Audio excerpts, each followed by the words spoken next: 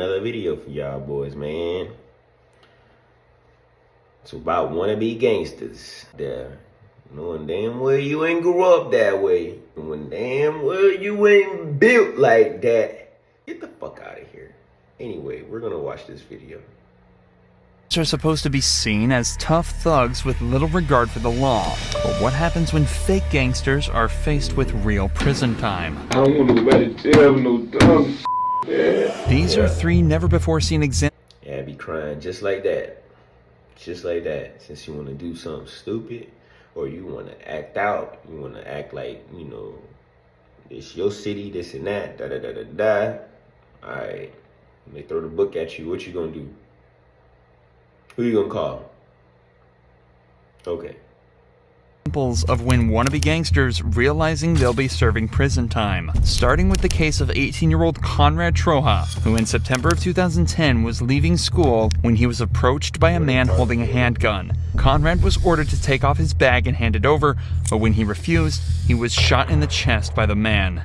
Miraculously, Conrad managed to stumble away from the scene and call for help before collapsing and dying on the spot. The suspect fled immediately, but was later identified as Tavion Wilcox, who was brought in for attempted murder. But as it turns out, he wasn't all that tough in the interrogation room. Alright, here's the deal. You know something else happened. I don't sit here and talk to you without knowing what the deal is, alright? We've been talking to people, we've been interviewing people, we've been showing people pictures, we've been looking at video. I didn't bring you up here because you weren't wearing your seatbelt, okay? You got arrested for a burglary before and they didn't even bring you up here. Obviously, it's something a little more serious. Wilcox is trying to remain calm and pretend as though he's got no idea what this is all about. Little does he know, his getaway driver had also been apprehended and confessed to everything. Now the detective just has to find a way to get him to confess as well. This is going to go one of two ways. You're either going to be a guy who made a mistake, hanging around the wrong place, the wrong time, did something dumb, or you're going to be a guy that goes out and likes to shoot people for fun, okay? Listen, and before you say anything, I think you're a guy that made a mistake. I know you were there, okay? I know what happened. I've talked to the victim. The victim's picked you out of a photo lineup and said, that's the guy that shot me, okay? Bro, how dirty do you have to be for your tank top to be like a whole different color? Like, that tank top just about as black as you, my boy. God damn. Here's the deal. I don't think you shot that guy because you're a bad person. You didn't mean to kill that guy, okay? What happened was you were just trying to snatch his backpack. Y'all saying I shot somebody? I know you shot somebody. Imagine you're an 18-year-old kid who got in over their head and ended up shooting and killing an innocent civilian. No matter who you are, you'll be feeling scared. A feeling that'll only be amplified when a police officer asserts that they know exactly what happened. Wilcox will be feeling rattled now. As the cop talks, he's slumped over in his chair, implying he's interested in what the cop is saying, and as soon as he's allowed to talk, all his responses sound confused and even bewildered. The cop knows he has him on the back foot. Now he just needs to close it out. You're 18, right? You're 18, yes? Yeah. This is where you need to stand up and be a man and admit you made a mistake. I know you weren't trying to kill that guy. I know that, because you're not the kind of guy that does that. You panicked, you got scared, you got in over your head. The victim's making you out to be a stone cold, just straight up thug killer. Guy that doesn't give a crap about anybody else, alright? I could've stayed big late for this shit, man. If you keep going down the path you're going down telling me you didn't have anything to do with it, it's not you, who are people going to believe? Are they going to believe you or are they going to believe the victim? They're going to have to believe the victim because you didn't give me your side of the story. Wilcox is being pushed into a corner. The detective is using the facts that he knows Wilcox is just in over his head, but is using language in such a way that makes him feel like he's accused of being this cold-blooded monster. His reactions to this prove just how well this technique is working. He stares at the ground, implying shame and... This is why I majored in psychology. You could apply it to any profession that you work in. Law enforcement, healthcare, sales, anything. Psychology, man, is just like the overall like greatest study in my opinion. Cause like, bro, if If you don't understand how the brain works, how else you gonna understand how everything else works in the world? Like, you gotta understand yourself before anything else. Like, this is my opinion. Let's do Ups his head in a pacifying behavior that shows how stressed he is. A guy that sits there like you is not a guy that goes around and kills people. You understand what I'm saying? You have remorse. You're sorry. I can see it on you. You just need to take that next step. What happened in that parking lot? Did you guys plan it? Or did it just happen? Trying to back. Huh? They try to back stab no tongue. I can't. What'd you say? They try to back stab no tongue. Don't, remember how we talked about that? Don't think about that. That's the least of your concerns right now. In a breakdown that's far from gangster, Wilcox starts to cry and laments on how he absolutely can't go back to jail. The detective uses this moment of vulnerability to press him further and tells him he has one last opportunity to be honest and let everybody know that he isn't the monster they think he is. Did you say, stop hitting me or I'm gonna shoot you? Anything like that? I was like, I had my hand like right here. No, you had your left hand like up against him? Yeah. Trying to push him away? I was trying to make him stop hitting me. Where was the gun? In my pocket. Which pocket? But I think that's the tip of the iceberg. Like, have you seen the new apps that have come out for Shopify Analytics? Yes. Triple Whale and Northbeam? How many times did you shoot? What happened after you pulled the trigger? Did he fall down or No, was he was still standing up? Where'd you hit him? I didn't even know I hit him. Okay. So you fired that one round. What happened? It froze up. You just froze up? And just like that, Octavian Wilcox confessed to shooting Conrad Trojas and was sentenced to life in prison, all over a school bag. But while he'll be spending the rest of his life in prison, Demetrius Cox wasn't so lucky. Throughout the beginning of 2020, a war between rival gangs 438 and AF-NF began to break out. Many shootings were reported with dozens of deaths attributed to just these two gangs, with one of these occurring on the 14th of April. Shots were fired at a house party in Davenport, Florida, resulting in the death of 20-year-old Wolf Luma. The killer was identified almost immediately as Demetrius Cox, also 20 years old. 2 weeks later, Cox was brought in on the suspicion of murder, and an interrogation began, ending in one of the most shocking moments in interrogation history. Dang, dude. Sure, I do. You can shake my hand? I can. And I didn't shake your hand before because we weren't able to, but now we can, right? Open and close. Yes, sir. Number one, I gotta tell you, I'm pretty impressed of the way just overall, your persona as it is. Yes, so I appreciate the respect. It's gonna be given right back to you, okay? Okay. Cox starts the interrogation out respectfully, but as the interview continues, he starts to annoy the detective by withholding information that could get members of his gang into trouble. This type of loyalty is extremely common in these types of cases, but can prove to work against you, as is seen just a few minutes later. I'm not saying you went there for the wrong reasons.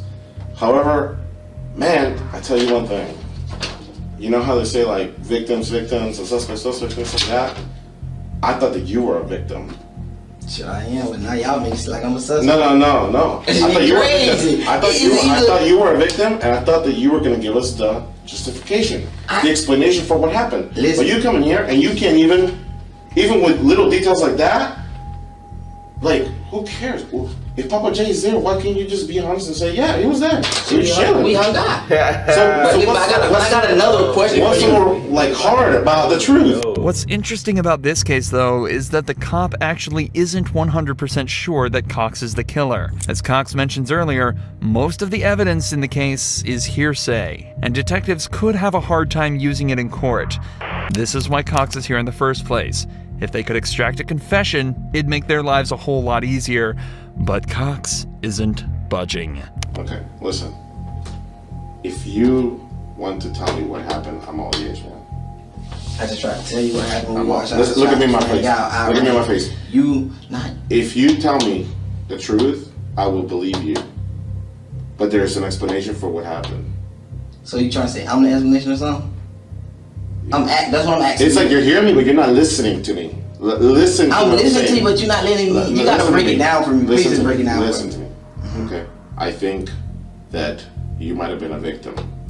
But I cannot believe a victim when they leave little things out, little details about that night. Well, Okay? Mister, I told you all I know. Some bad happened, man. Some Yeah, bad. I understand what And you're I don't think saying. that you forced it. I don't think that you or your buddies or anybody else, well, maybe you're running your mouth a little bit, but it wasn't justified what happened, okay? Eventually, the detective decides that he's not going to get anything else out of Cox and calls off the interrogation. But that's not where the case ends. In fact, the most interesting but tragic part happened just hours after the interrogation was held. Later that day, Cox was released on bail, but 11 hours later, he was shot and killed by another gang member. Meaning if he had actually confessed, he just might have spared his own life, even if it was spending that life in prison. But while Cox may have kept it together in his interrogation and preserved his gangster image, the same cannot be said for Cody Ford, a gangster whose crime was littered with errors and stupidity from the very start. After his phone was stolen at a convenience store, Cody went on a tyrannical rampage around his area looking for any signs of the stolen device. Surveillance footage captured him walking past 15-year-old Deshaun Hills, pulling a gun from his backpack and firing 3 shots at the boy, killing him instantly. Witnesses and surveillance footage helped police identify Cody almost immediately, and he was quickly brought in for interrogation. Like I said, I ain't, what I just did was the people yesterday, these motherfuckers was able to do this to me. They was able to look at. Okay. I'll take a look at this in a second. I'm saying, look how they do me. Okay. Look how they do me. They just kicked my mom's door open, man. Well, they didn't kick your mom's door open. Yeah, they did, man. No, I was on the phone, man, with somebody while it happened, man. We were there. We were there at your mom. Come on, man. I said, like I said, man, I ain't about that. Okay, you're I not. don't gang bang. I don't do, you know what I mean? I ain't with the guns. Cody here is referring to a search warrant that was used by police to gain access to his mother's house and collect evidence.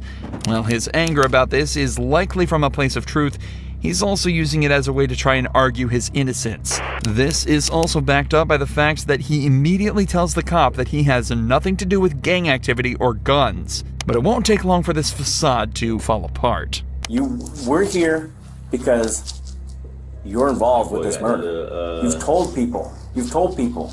That's why you're here. That's why you're not in Minneapolis. Okay? We have talked to people, I don't even know what all right, they that have put you there at the call it scene. the bob. There's video of you at the scene. When it's the like whole no time. hair The whole up here, time. then they got the little Okay, we swirl. know why you're there. Yeah, that's what he I ain't got. buying it, man. You're not buying it. I'm not here to lie to you, though. I ain't Why buying would I lie to you? I ain't buying The it. little monopoly. You're on video.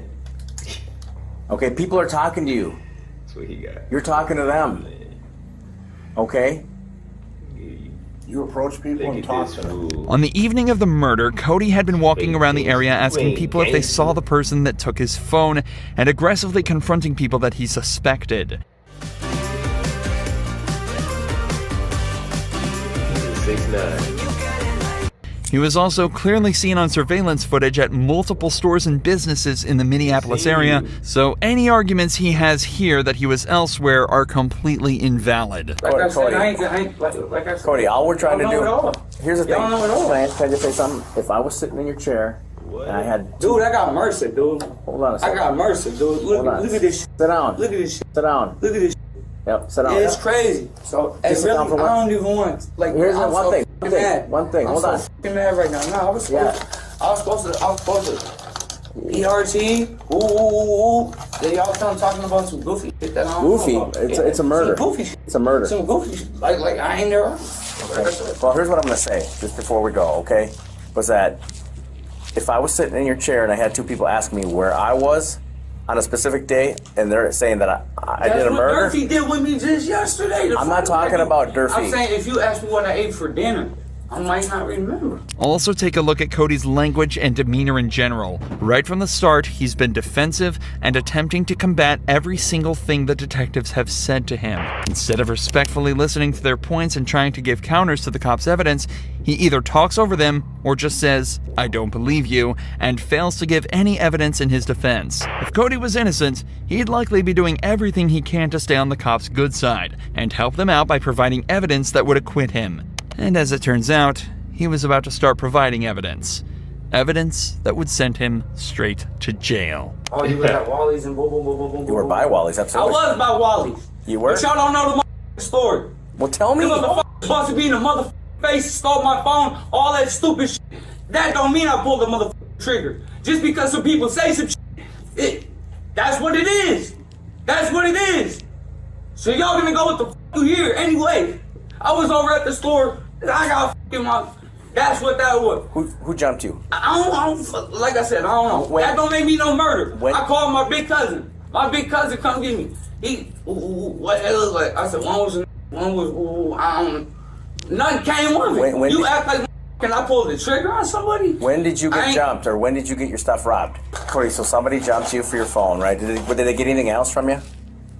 Or did you have money? He's like, oh damn, I done told him. At this moment. In an outburst of more anger, Cody has just put himself right next to the scene of the crime and given the officers a motive for the murder.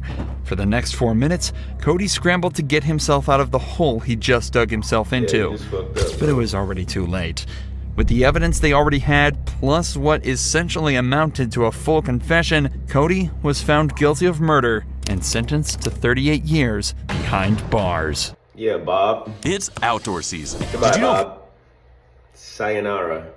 See you later, Bob. That's it for this video, guys.